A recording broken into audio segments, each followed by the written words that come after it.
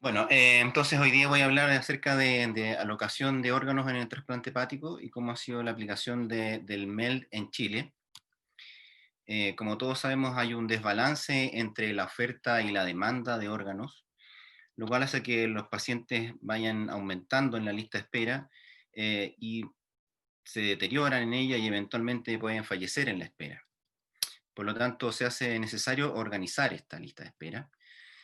Pero primero que nada vamos a hablar algo acerca de algunos principios en el manejo de la lista de espera, eh, que tiene que haber transparencia en la asignación, tiene que haber aplicación de un principio de justicia distributiva y los criterios que vamos a utilizar tienen que estar basados en la evidencia. Pero no existe una sola forma de administrar la justicia, podemos ver distintos tipos de administración de la justicia, como es la justicia igualitaria, que claro, en este caso en que es un órgano para 200 personas no puede ser administrada así, así que esto lo tendríamos que traducir en este caso como entregar el órgano a quien más lo necesita. Pero también existe otra forma de administrarlo a través de una justicia meritoria, que en este caso no serían méritos, sino que criterios clínicos, y una forma también de administración de justicia utilitaria, es decir, entregar el órgano a quien mejor lo va a utilizar, que en este caso sería maximizar los años de vida de los pacientes. Pero entonces aparecen algunos conceptos en el manejo racional de la lista de espera, partiendo desde la justicia, pero también los términos de prioridad, de urgencia y oportunidad. En la urgencia nos referimos a que entregar el órgano a los pacientes que están más enfermos y aparece este concepto de sickest first o el enfermo el que está más grave primero. Y en ese sentido tenemos organizada la lista de tal manera que aquellos pacientes que están en un criterio de urgencia están en primer lugar en la lista. Y luego vienen todos los pacientes, entre comillas, electivos, que los organizamos de acuerdo a su gravedad. Y entonces aquí empiezan a aparecer algo muy importante que son los modelos pronósticos y cómo estos son aplicados en este concepto.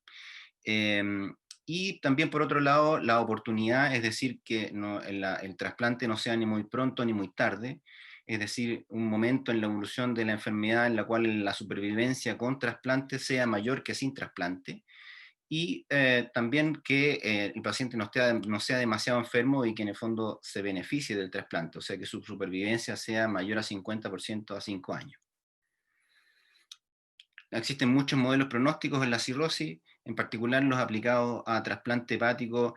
Algunos tienen que ver con el grado de enfermedad del paciente y la probabilidad que tiene de fallecer, y que tienen que ver con la urgencia de la necesidad del trasplante.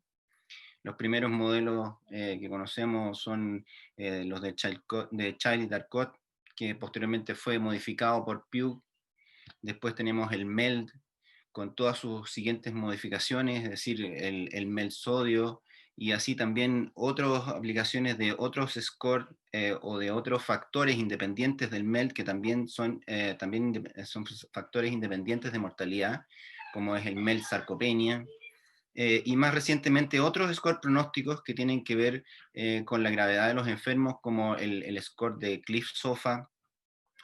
Pero eso es por el lado de la urgencia, pero también tenemos otros modelos pronósticos que tienen que ver con la utilidad que le vamos a otorgar a los enfermos, y estos modelos pronósticos toman factores que son más bien dependientes de tanto del receptor como del donante. Y aquí tenemos una serie de otros score como el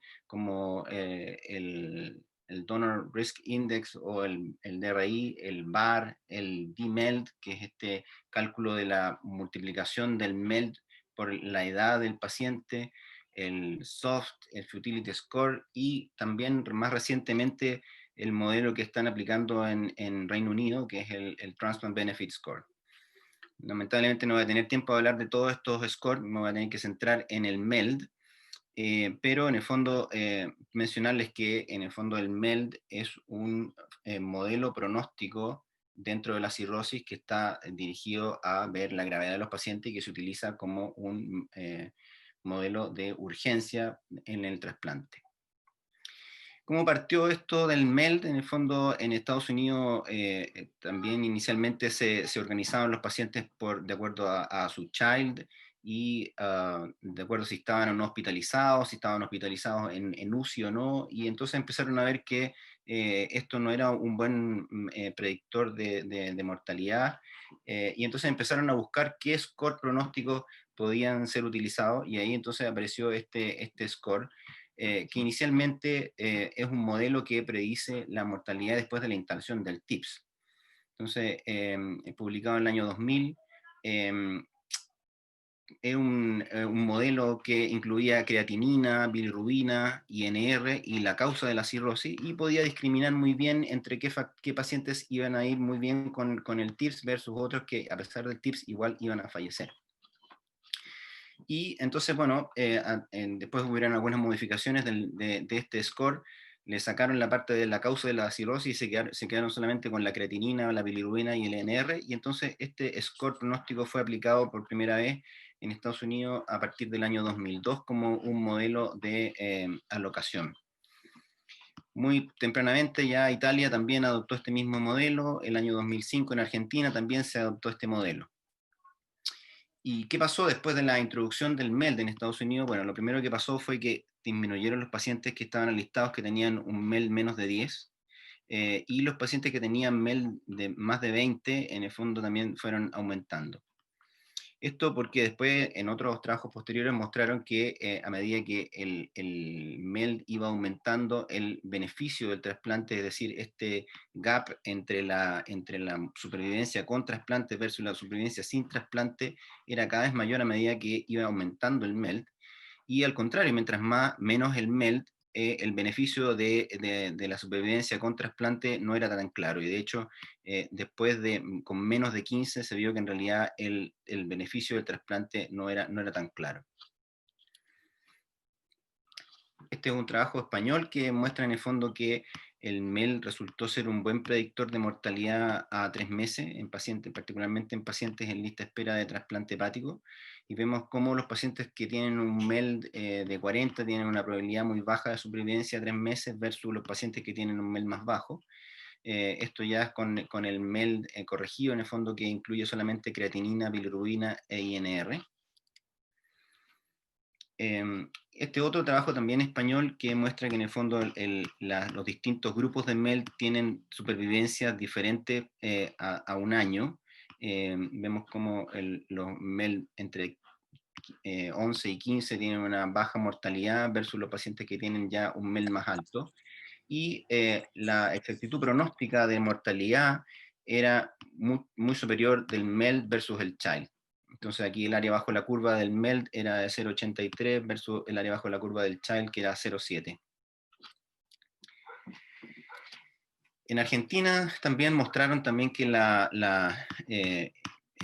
introducción del modelo MELD, por una parte, disminuyó la mortalidad en la lista de espera de 28% a 21%, y este score conjunto, que es el dropout, que significa la salida de la lista de espera, que es el score conjunto de muerte y remoción de la lista, disminuyó de un 38% a un 29%. Y vemos como, lamentablemente, bueno, en este caso, los pacientes en la era post-MELD tuvieron menos trasplantes que en la era pre-MELD, y por lo tanto la probabilidad de trasplantarse fue menor en la era MELD. Sin embargo, la supervivencia desde el momento del alistamiento fue mucho mejor en la era post-MELD, o sea, después de la aplicación del MELD. Esto es en Argentina. Después hubieron algunas modificaciones del MELD, todo esto a partir de los trabajos del doctor Ruff del año 2005, donde se mostró que a medida que iba disminuyendo el sodio, también era un factor de mortalidad, independientemente del MELD. Entonces hicieron esta corrección al MELD, llamado MELD sodio, que se empezó a aplicar en Estados Unidos a partir de enero del 2016. Pero bueno, desde el principio vimos que habían excepciones al MELD, que son aquellos pacientes en los cuales el MELD no refleja su probabilidad de muerte en la lista de espera, como por ejemplo otras indicaciones fuera de la cirrosis como el hepatocarcinoma, como otras indicaciones como asitis refractaria, como síndrome hepatopulmonar y una larga lista de etcéteras. el hepatocarcinoma, entonces sabemos que tiene una buena supervivencia post-trasplante, siempre y cuando cumpla ciertos criterios. Esto ya un trabajo clásico del año 96 del doctor Mazzaferro, que mostró que los pacientes que cumplían los criterios, llamados hoy en día criterios de Milán, que son un nódulo único hasta 5 centímetros o hasta 3 lesiones menores de 3 centímetros, tenían una supervivencia similar a los pacientes que tenían por otras indicaciones versus los pacientes que excedían estos criterios, que tenían una mayor mortalidad. Y bueno, no vamos a inventar la rueda, en el fondo vamos a ver cómo son la aplicación de los sistemas de locación en el resto del mundo. La mayor parte de los países en el mundo utilizan el MELD. En Portugal, en España, en Estados Unidos utilizan el MELD, y la mayor parte de los países también utilizan criterios de Milán para introducir pacientes en la lista con hepatocarcinoma. Algunas excepciones a esto son los países escandinavos que tienen una altísima tasa de donación y tienen tiempos de espera muy cortos, por lo tanto ellos no necesitan tener un, un, una lista muy larga, no necesitan organizar prácticamente la lista, y solamente ellos están organizados por centro y con criterios clínicos. Y bueno, la otra excepción en el mundo es el Reino Unido, donde se empezó a aplicar este modelo conjunto entre factores del donante y factores del receptor, que es llamado TBS o Transplant Benefit Score. Y bueno, aquí en nuestra región, en Brasil es un país muy grande, tiene muchos habitantes y cada estado funciona prácticamente como un país distinto, así que es muy difícil. Tienen una alocación que es regional, y la mayor parte de los lugares lo hacen por tiempo de espera. Y en Argentina, bueno, se parecen más a nosotros, tienen una alocación que es nacional, y se organizan los pacientes por el MELD, y los pacientes también son, los hepatocarcinomas también dentro de criterios de Milán, partiendo con 22 puntos más un punto cada 3 meses. Pero ¿cómo ha sido entonces el manejo de la lista de espera para trasplante hepático en Chile? Bueno, primero que nada decir que la lista de espera en Chile es única, es nacional, es transversal al sistema público y privado, y que si bien es cierto en los inicios se listaron los pacientes cirróticos descompensados, se organizó la lista de espera de acuerdo al tiempo en espera. Sin embargo, bueno, se vio que pacientes que estaban con una baja probabilidad de muerte se trasplantaron, mientras otros que estaban en peores condiciones se mantenían en la lista y eventualmente fallecieron. Este es un trabajo del doctor Zapata, que presentó en el Congreso de Gastro en el año 2005, en que mostraba cómo los tiempos de lista de espera en esos años fueron aumentando desde 8 meses hasta 22 meses, y cómo fueron aumentando los pacientes en la lista de espera, de tener 10, 20 pacientes en lista de espera a tener 200 pacientes en lista de espera, mientras que los trasplantes se mantenían más o menos estables alrededor de 60 pacientes trasplantes al año. En ese tiempo la mortalidad en la lista de espera era cerca de un 25%, y por lo tanto la conclusión del doctor Zapata en esos tiempos fue que se requería un sistema de asignación y priorización de órganos que estuviera destinado a reducir la mortalidad en la lista de espera. Y desde entonces se empezó a discutir en el fondo la aplicación de un sistema pronóstico como el MELD.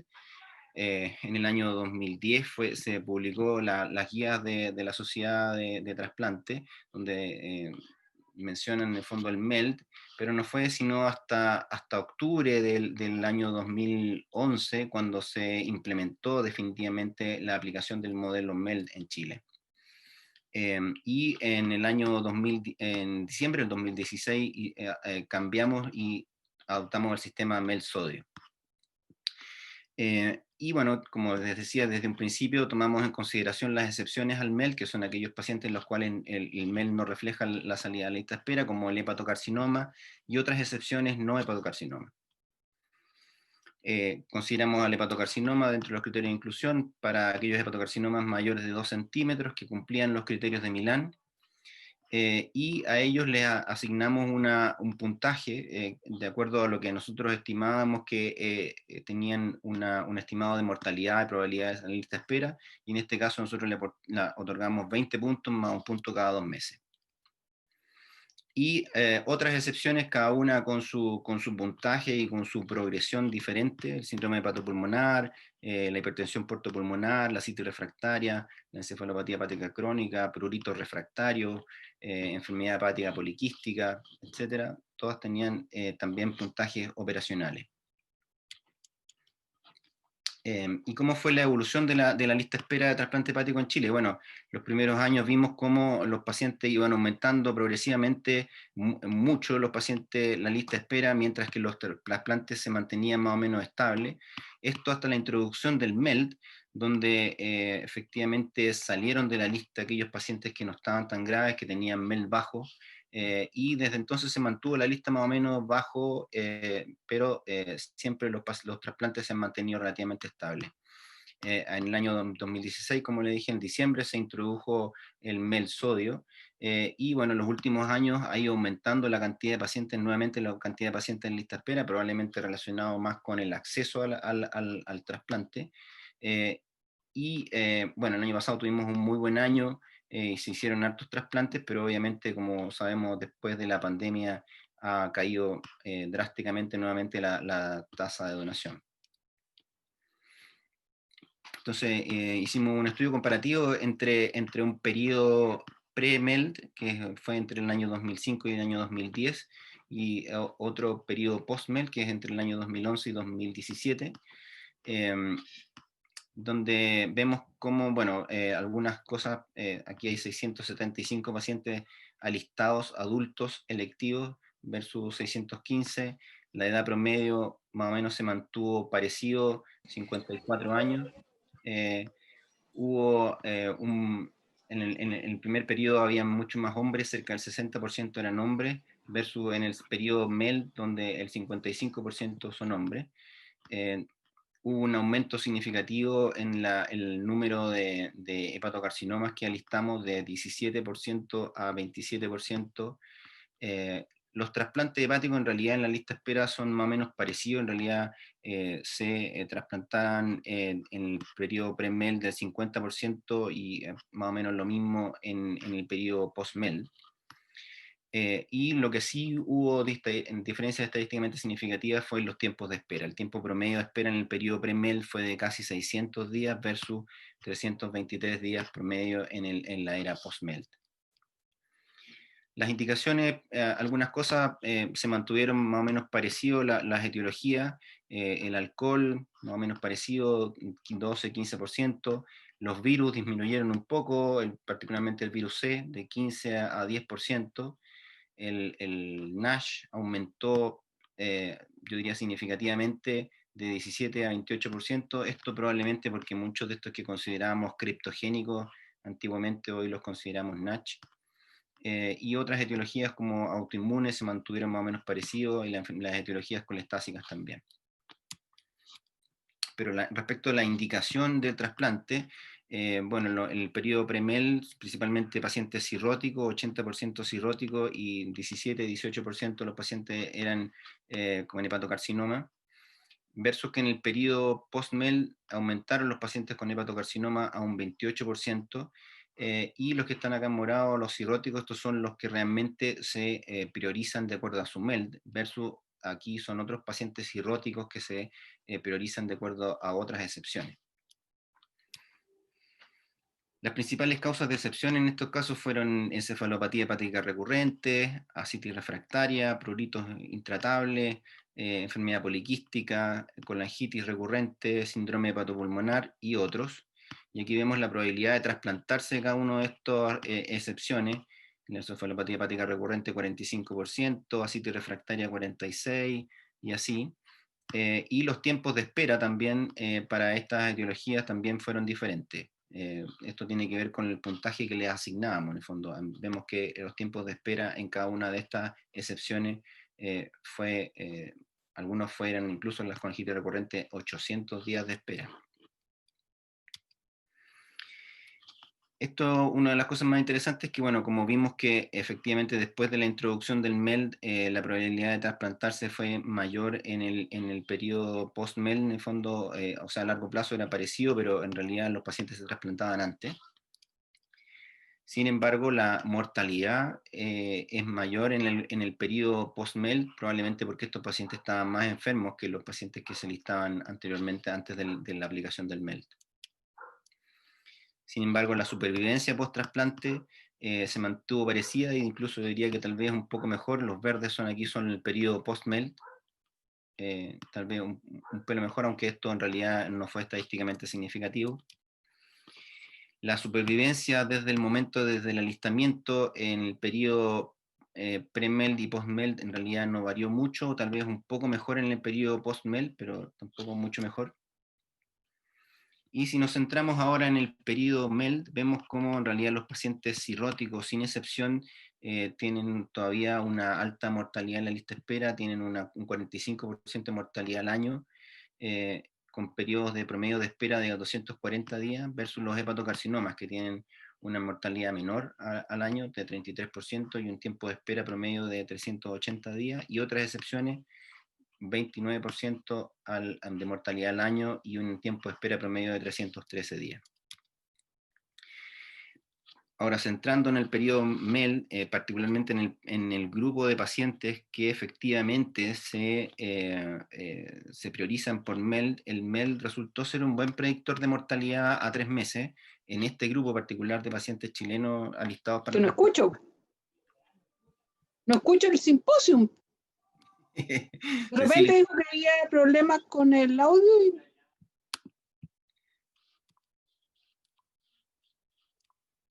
Bueno, finalmente la supervivencia post-trasplante fue parecida en todos los grupos. En realidad la supervivencia fue bastante buena en todos los grupos.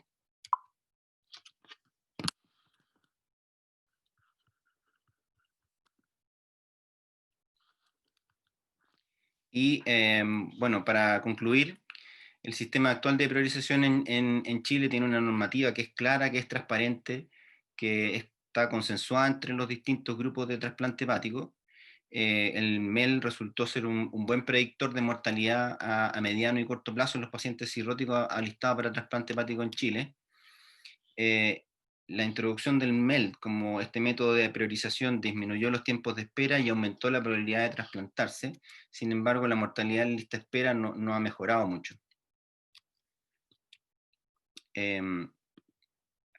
Sin embargo, tenemos que considerar que finalmente solamente el 44% de los pacientes alistados se priorizan de acuerdo a su MELD sodio real. Y entonces, finalmente son las excepciones al MELD las que han generado inequidades entre los pacientes cirróticos sin excepción.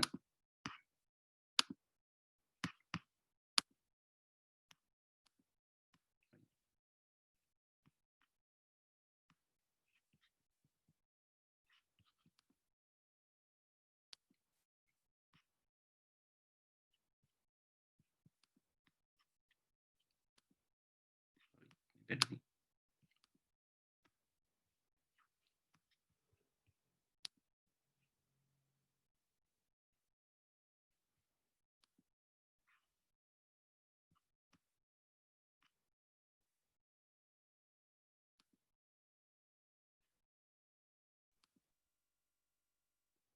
Hola.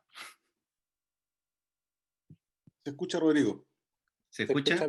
Sí. Ya, de repente en algún momento como que se me perdió la comunicación. Bueno, todavía se puede ver la pantalla, ¿no? No, dejaste de compartir. Espérame. Perdón.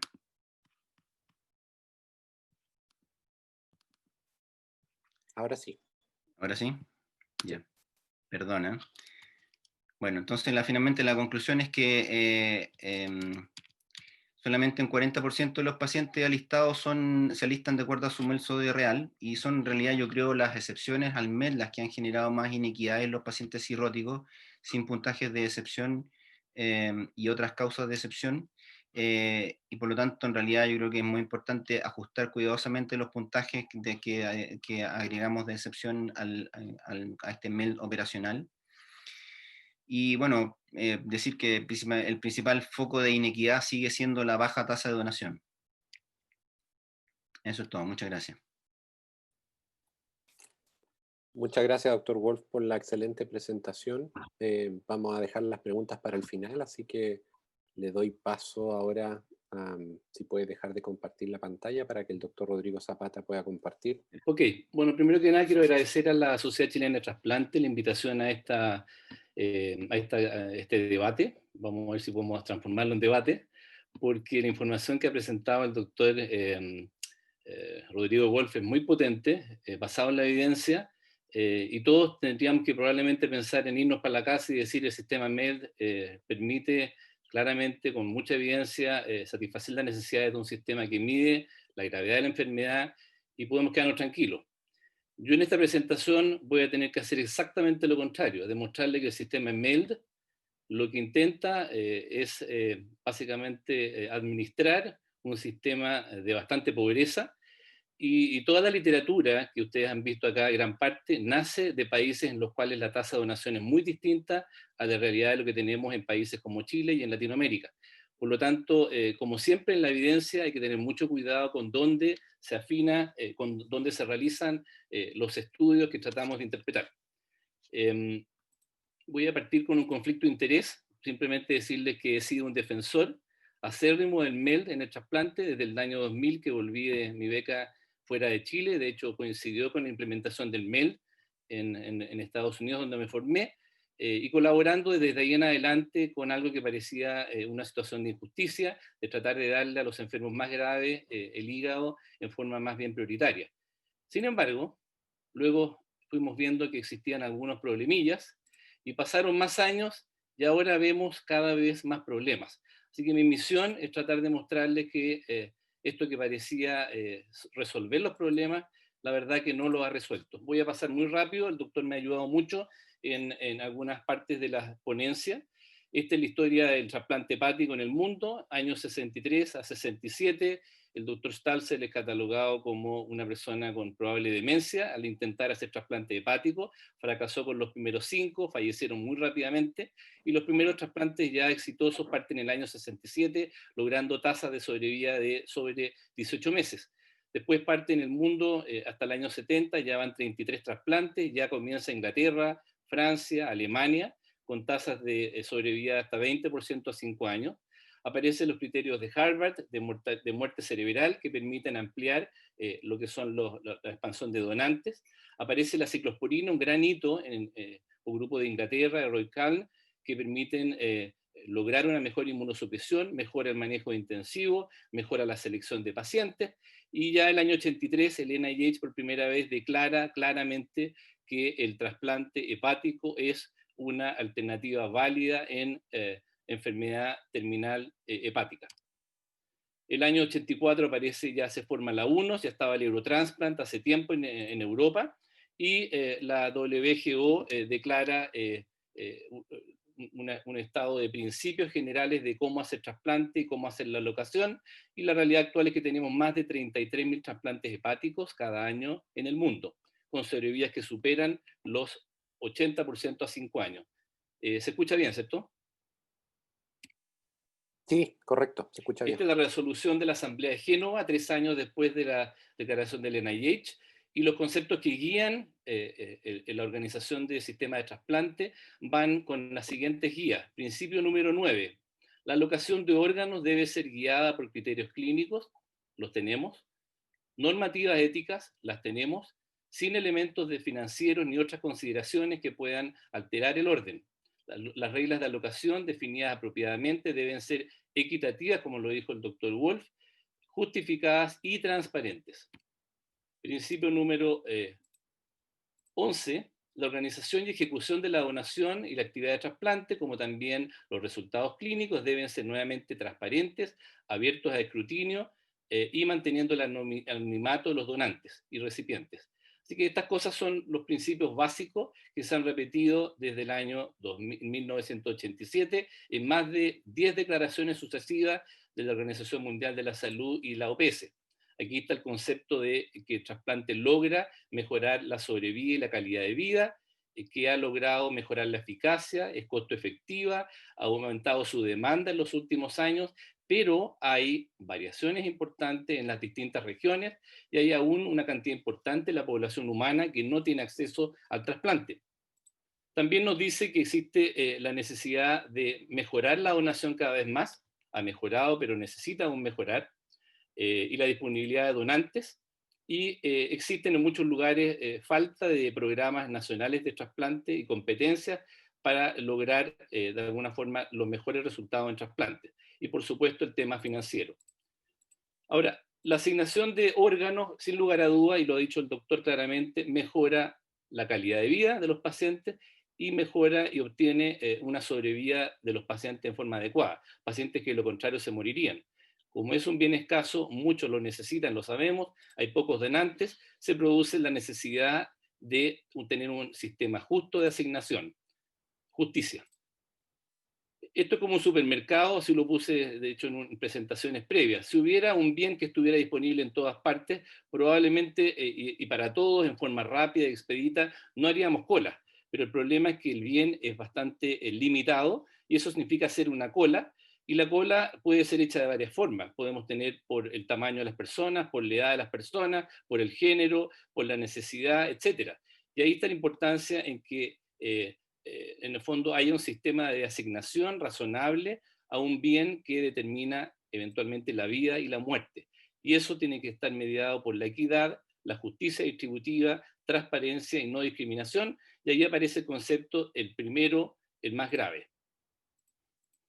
Acá está la situación, es exactamente lo mismo que ha pasado en Chile, pasa en todo el mundo, las listas de espera, esta es la 1, Estados Unidos, la lista de espera actual es de más o menos 114.000 personas esperando un órgano sólido al día, actualmente.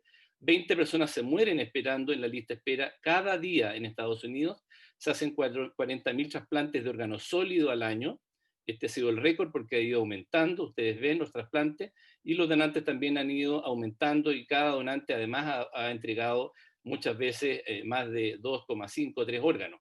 De tal manera que se produce este gap muy importante entre lista de espera y trasplante. La pregunta es, bueno, ¿qué hacemos? ¿Cuáles son las prioridades? ¿Cuál se hace ahora? ¿Cuál se hace después? Porque esto es lo que va a pasar. A una persona le vamos a dar la posibilidad de vivir y a otra persona una inminente posibilidad de fallecer. Esta es la situación en el mundo, en general por muchos años hay un sistema que otorga gravedad al estatus 1 en Estados Unidos y el resto era antigüedad. En Estados Unidos cambió el año 2002, ustedes lo mostraron ya, el Mail Score. En Chile, cuando me tocó volver, comenzar a participar en los grupos de trasplante, vimos que el año 2002-2003 claramente había un aumento progresivo de lista de espera y mayor mortalidad, y eso lo transformamos en datos que mostraron un 15% de mortalidad y que las listas de espera aumentaban de 5 a 8 meses. Eso generó un trabajo colaborativo de varios grupos que estábamos preocupados por el tema de la justicia, la equidad, en un sistema que básicamente era pura antigüedad. Los doctores tendíamos, en nuestro afán de proteger a los enfermos cirróticos, a enlistar precozmente al enfermo, porque no vaya a ser que este enfermo childá en 2 años más se pueda morir, por lo tanto lo enlistábamos muy precozmente.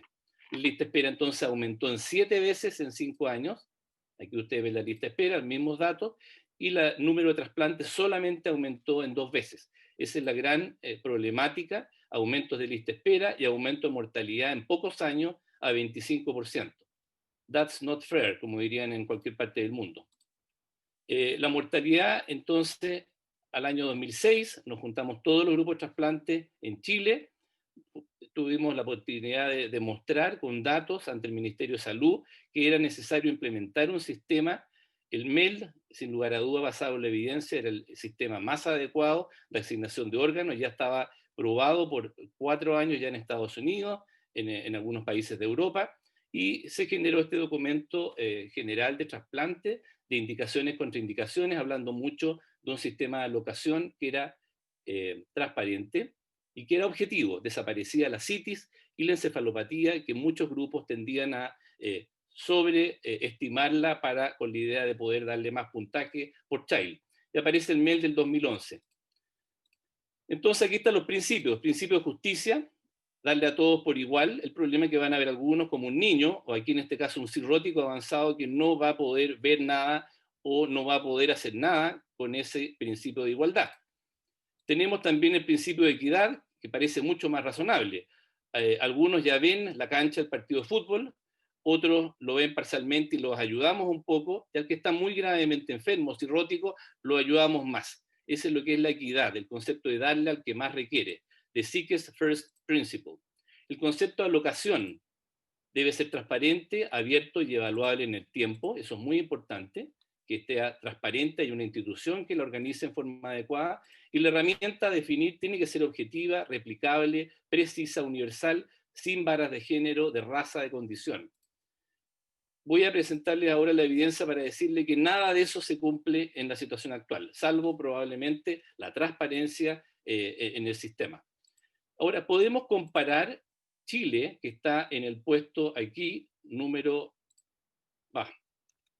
créanme, está en el puesto alrededor de 35 en términos de donación de órganos. Podemos comparar a Chile con países de los cuales salen todas las publicaciones que tienen tasas que duplican o triplican la donación de órganos respecto a Chile. Y es una pregunta muy importante porque nosotros hemos adoptado, y así lo hemos hecho en medicina, muchas veces datos que vienen del extranjero. ¿Se cumplen las condiciones en asignación de MELD? Aquí están los 3 trabajos iniciales. Vean aquí una persona muy importante, Ray Kim, se lo voy a repetir al final. Ray Kim. Ray Kim tenía 42 años cuando partió con este modelo, trabajó en el grupo Lamayo muchos años, ahora está en Stanford, y él fue probablemente, y es uno de los padres del sistema MELD, lo probó en la UNOS, partió de este estudio que ustedes conocen, TIPS en ascitis refractaria, gran correlación con mortalidad a 3 meses. El modelo fue validado por el grupo de Ray Kim, Patrick Kamath, ustedes conocen a muchos de ellos, Russell Wisner, etc. Y demostró que era mejor incluso que el MELD en un grupo de más de 2.200 pacientes validados. Y después este mismo grupo, liderado también por Ray Kim, habló, de hecho, antes de esta publicación, con la UNOS, haciéndoles ver de la relevancia y eficiencia de este sistema para poder trasplantar a los enfermos. Así que sin lugar a duda hay literatura más que razonable para decir que es un sistema objetivo y reproducible. Ahora, ¿qué ocurre con la implementación del MELD? Aquí hay varias publicaciones. Bajó el número de lista de espera, igual que en Chile. Se asignó a los más graves, de hecho los puntajes a los cuales se le asignó en la era pre versus post aumentó de 17 a 20 puntos. No hubo diferencia, eso era muy importante, había mucho susto que al trasplantar gente más grave, la mortalidad post-trasplante a los 3 y 12 meses iba a ser distinta, no cambió, y la mortalidad en la lista de espera bajó en más de un 3%. La lista de espera bajó también de 290 a 250 días. Todos contentos con estos datos. Pero lo que no se leía claramente es que hubo un aumento de más de 10% en estos años en la donación cadavérica donante vivo y que aumentaron la cantidad de hepatocarcinoma de 3 a 23%. Y esos son pacientes childhood, por lo tanto eso compensaba la gravedad otorgada por MELD. Estos son excepciones. Esto es la situación en Chile. Voy a ir rápido. El trasplante, 2 programas en 93, el sistema MELD del 2011, el MELD-SOIDO el 2016. Hoy son 9 centros haciendo trasplantes. El año pasado fue el récord, 145 trasplantes. ¿Qué hizo el MELD? Bajó la lista de espera. Aplausos. Pero la foto es que el año 2004 al 2011 teníamos 15 a 25% mortalidad en los cirróticos. El año 2011 al 2015 con MELD teníamos un 47% de dropout en cirróticos, y el año actual, en una publicación que está por salir en la Revista Médica de Chile, del mismo doctor Wolf, tenemos alrededor de un 45% de dropout. O sea, la pregunta es, logramos disminuir la lista, pero aumentamos la mortalidad. Ahora, ¿es realmente justo? Las mujeres permanecen siempre en desventaja en la era post-MELD, aún más que en la era pre-MELD. Tienen peor pronóstico en la lista, son más frágiles, mayor tiempo de espera, son más pequeñas y tienen por lo tanto una menor masa muscular y menor creatinina. El MELD subestima la gravedad en un promedio de al menos entre 1 y 4 puntos. Las mujeres está demostrado con estudios grandes publicados en estos últimos 10 años que tienen mayor probabilidad de morirse con un odds ratio respecto a hombres de 1.3 veces más mortalidad las mujeres con la misma, comillas, gravedad. Aquí ustedes ven en la era post-MELD por género el número de trasplantes, los hombres 3.000, 3.500, casi 4.000 trasplantes al año en Estados Unidos. Perdón, 3.000, 4.000. Las mujeres solo alcanzan, siendo que son la misma cantidad de personas en la lista de espera, a 1.500, 1.600 trasplantes hepáticos en Estados Unidos. Y la probabilidad de morir en tiempos rápidos es bastante mayor. La era MELD ocasionó un 30% mayor riesgo de mortalidad versus la era pre-MELD. Por lo tanto, claramente hay una subestimación de la gravedad de la enfermedad. Así que podríamos decir que esto no es justo. ¿Es el sistema realmente objetivo? La respuesta es no. Las variables creatinina, bilirrubina, INR varían en forma muy importante entre laboratorios. Requieren estandarización según las condiciones del paciente. Hay muchos que están tomando remedios, tienen hemólisis, tienen falla renal, que altera la medición de la bilirrubina, del INR, etc. Y aún pueden diferir más en algunas condiciones. No son homologables. Les muestro simplemente aquí una pequeña cuota, un reflejo. 1.000 pacientes en Alemania, 1.000 muestras de 400 pacientes en Alemania, con 2 métodos de medición de creatinina que se usan hoy, de hecho en distintos centros en todo el mundo. Esto fue el 2013. La medición colorimétrica alcalina de Jaffe, que es la mayoritariamente usada en el mundo, lleva MELD a mayor MELD que la otra, la enzimática, y diferencias de alrededor de 2 a 3 puntos finales en el MELD. Aquí sale el 32% de los pacientes con MELD mayor a 20 tenían mayores scores de entre 1 y 3 puntos mayor MELD. Se usaban el método Jaffe versus el enzimático. Así que hay mucha importancia en indicar qué métodos deben usarse para que los pacientes no se vean o favorecidos o desfavorecidos. En Estados Unidos, alrededor de 7 de cada 10 centros utilizan el método Jaffe, que los favorece.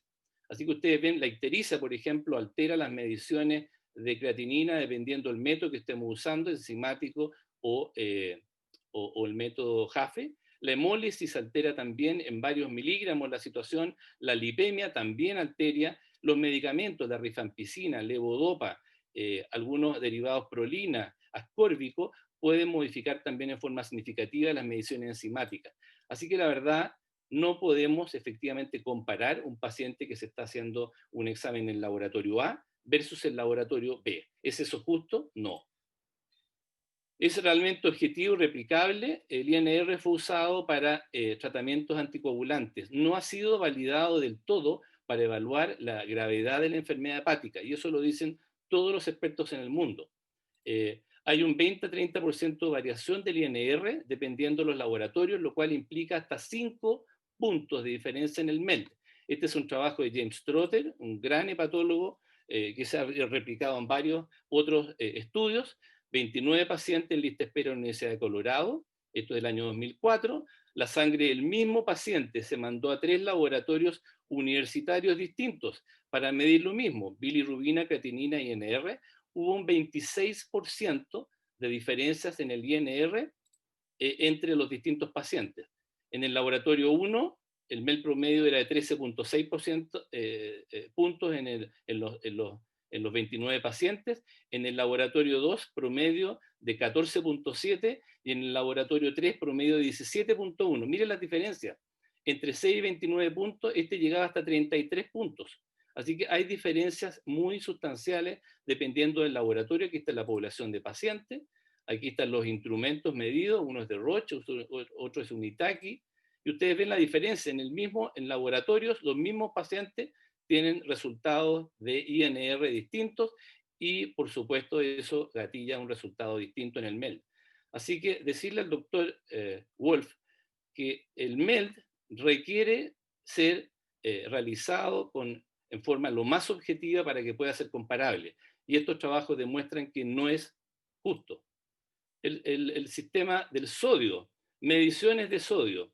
Hay varias formas de medir el sodio. Las formas más habituales, la forma se llama indirecta, por fotometría, que considera específicamente cuánto lípido y proteínas hay porque la mide en la solución, y la forma directa, que se utiliza más en servicio de urgencia y UCI, que no está relacionado a la cantidad de lípido y proteínas. Eso se ve modificado en diabéticos, en cirróticos, en nefrópatas, en alcohólicos. Y ustedes ven aquí que una misma medición de, por ejemplo, 140 acá, en el otro laboratorio puede ser 150.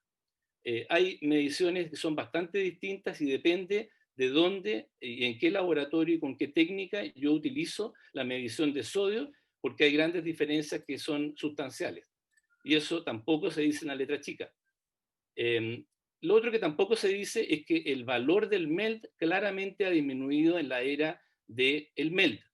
Y esto es obvio, porque todos estos estudios del MELD se hicieron en la década de los 80, 90, las publicaciones que validaron el MELD, en una época en que las complicaciones de la cirrosis se manejaban distinto, el hepatocarcinoma se manejaba distinto, no habían muchas cosas que hacemos hoy en día en la lista de espera, había una inmunosupresión distinta, era pura ciclosporina, azatioprina, el soporte intensivo era otro mundo, la telipresina no existía. El MELD fue creado en la década de los 80 y han pasado 30 años. Y es obvio que van a cambiar los resultados de la valoración del MELD. Y ustedes ven aquí en 120.000 pacientes enlistados en la UNOS entre el año 2012 y 2016, caracterizados por edad, MELD, tiempo de enlistamiento, y esto es lo que ha pasado con la capacidad predictiva del MELD.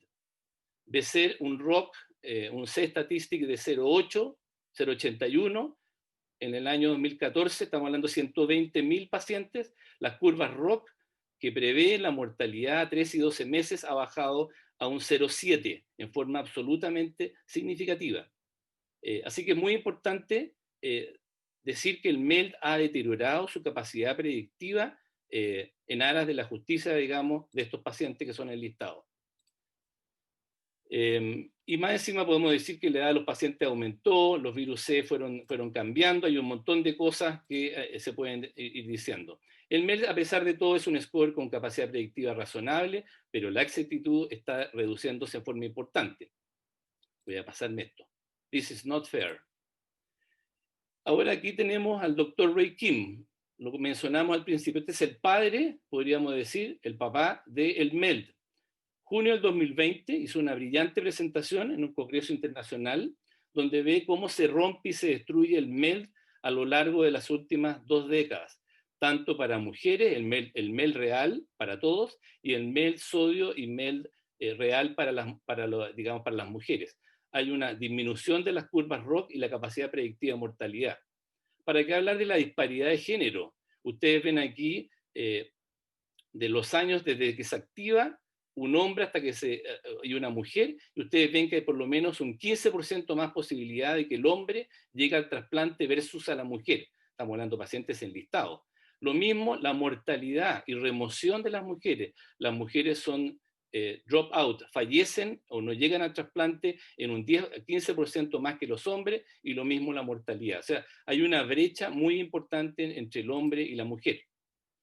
¿Para qué hablar de la creatinina? Y ellos están proponiendo ahora estimarlo en forma mejor. Esto es lo que se llama el GRAIL, MELD, que en el fondo es un score también basado en evidencia, que agrega básicamente el BUN, el género, la edad por supuesto, la raza, la creatinina, que esté obviamente ante trasplante, y la albúmina, sabiendo que los pacientes que son mucho más frágiles, desnutridos, sarcopénicos, tienen albúminas más bajas. Recuerden que el Child-Pugh sigue siendo una gran forma de evaluar a los cirróticos, y probablemente porque la albúmina sí se correlaciona con la fragilidad de los pacientes. Este sistema permite ahora estimar la velocidad de filtración glomerular, y eso mejora, con un hazard ratio bastante bueno, mejora la concordancia de la curva ROC del MELD, que hoy en día está cada vez más malo, por lo menos en 0.03 puntos, que es significativo. Así que lo que se está pensando, y la otra cosa importante antes de terminar, que el MELD inicialmente tenía el punto final de corte de hasta 4, o sea, el paciente que sigue con 3,5, 3,8, 4, seguía ganando puntaje en el MELD.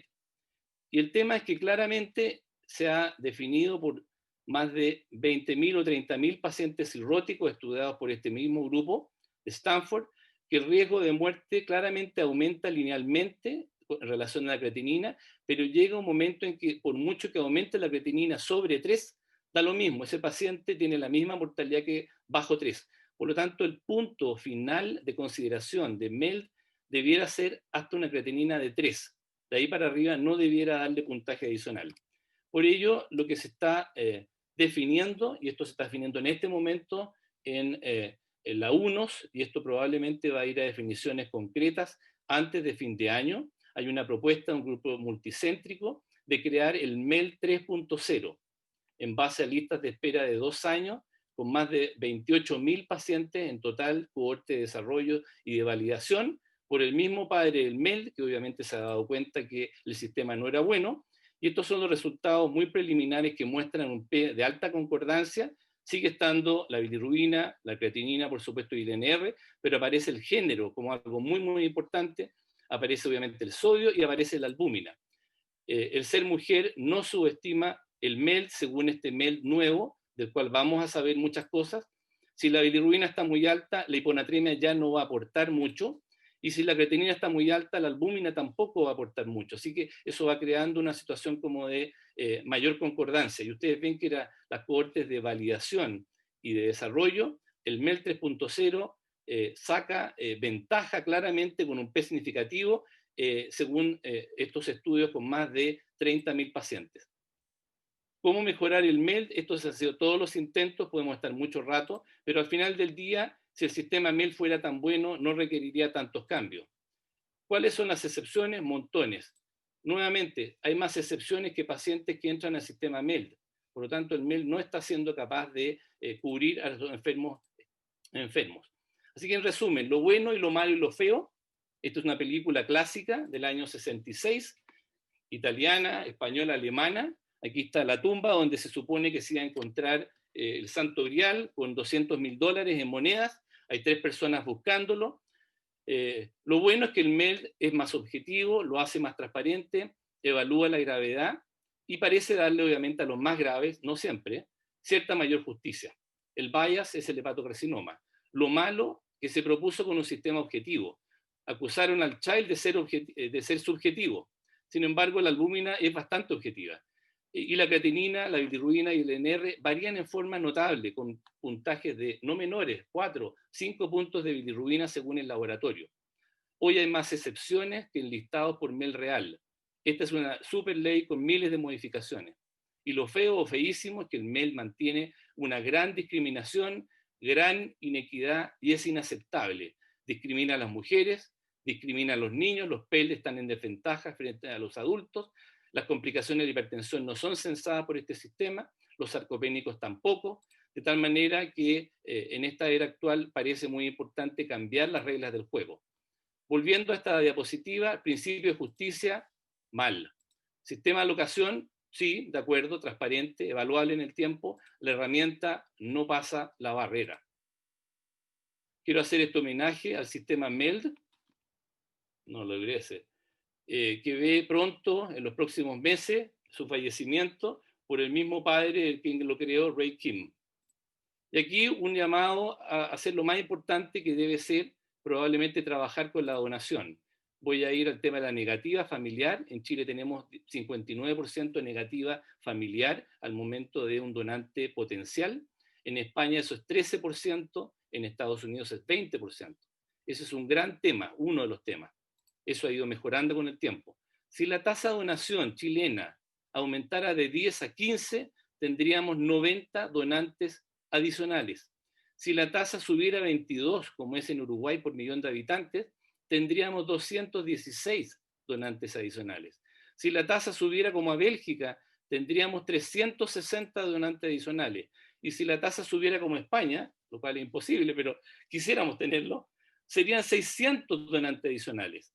Solo con subir, solo como Uruguay, a una tasa de 22 por millón de habitantes, se acabaría el problema de la trasplante cardíaco, se acabaría el de lista espera, se acabaría el de lista espera de trasplante de hígado en forma inmediata y se acabaría el problema del trasplante pulmonar. Por lo tanto, estamos en una situación que probablemente ni siquiera necesitaríamos generar un sistema de alocación de órganos. El sistema MEL redujo la lista espera, dio prioridad, pero ha sido necesario solo por una situación de administración de pobreza. Muchas gracias.